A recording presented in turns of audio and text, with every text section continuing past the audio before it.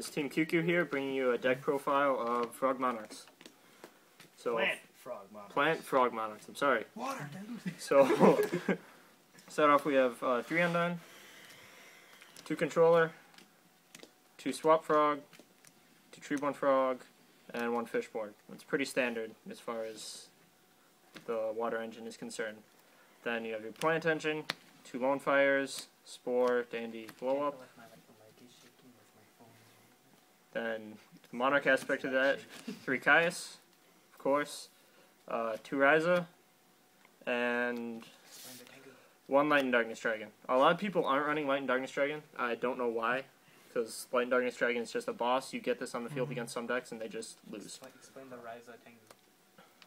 Oh yeah, and also Ryza is very good this format right now because Ryza is one of the few ways you can get a Tengu off of the field without triggering its effects. Look up the rulings if you don't understand.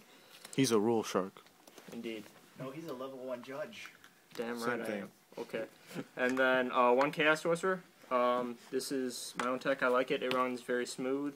And being a level 6 Dark, it has a lot of synergy with the deck in terms of synchros and getting it out Locomotion RG then I run 3 Effect Veiler. 2 is pretty staple right now with Trishula, just because Trishula rapes frogs up.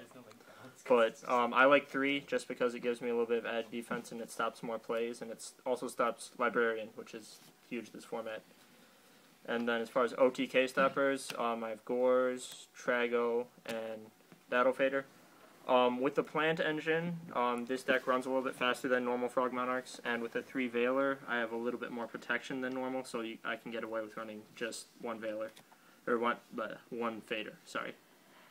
Onto the spells, we have 3 Enemy Controller, best card in the deck. It's Brain Control, and helps you dodge a lot of stuff.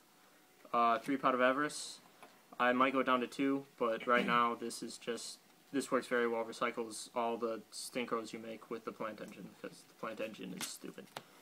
2 MST, pretty standard. Foolish, and 1-for-1, overlapping support for the Water Engine and the Plant Engine. Allure Darkness, I know a lot of people don't like to run this in this deck because they don't want to remove Caius, but it's better to remove Caius to get to a Swap Frog or a Genix Undyne or a Lone Fire first turn than to be stuck with a dead hand with a bunch of cards you just can't play. Alright, and then so I have Trunade, Dark Hole, and Monster Reborn. Just pretty standard staple stuff. Alright, and then onto the extra deck, we have 3 Formula, staple in Frog Monarchs, 1 Armory Arm. Some people are running 2, you really don't need that. You don't go into Armory Arm often enough to warrant it. 1 Librarian, and 1 Catastor for level 5s.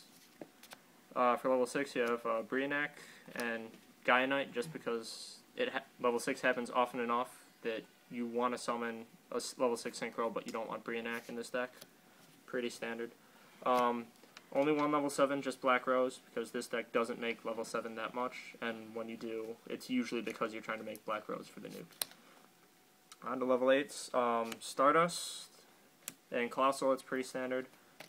This card, Dark End Dragon, I'm running this over Scrap Dragon. It's a personal choice. I used to run Scrap Dragon, took it out for Dark End for a while, and I really like the way Dark End works. It's just a straight up plus, whereas Scrap Dragon is just a 1-for-1, and it's very smooth, works very well. Level 9s, you have, of course, Trishula, because it's way too easy to get out with the Plant Engine, and Locomotion RG.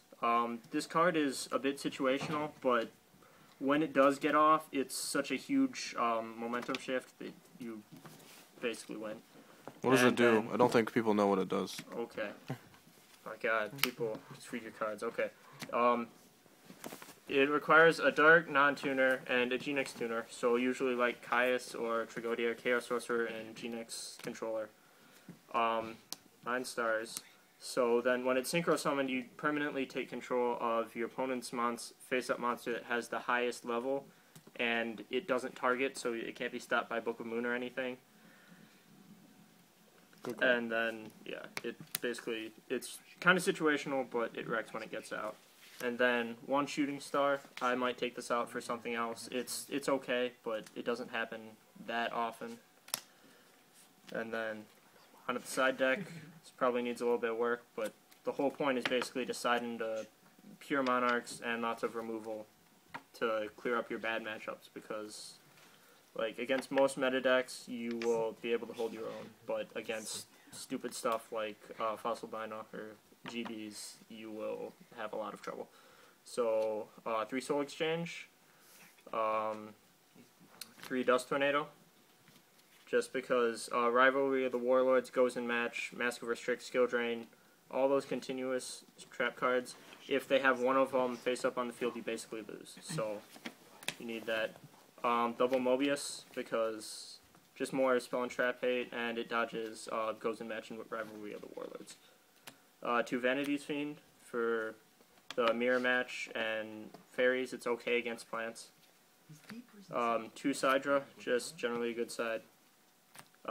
2 Kinetic Soldier for Samurai, I'm running this over Puppet Plant because Samurais are citing a lot of defissure right now. So Puppet Plant is not as useful as Kinetic Soldier.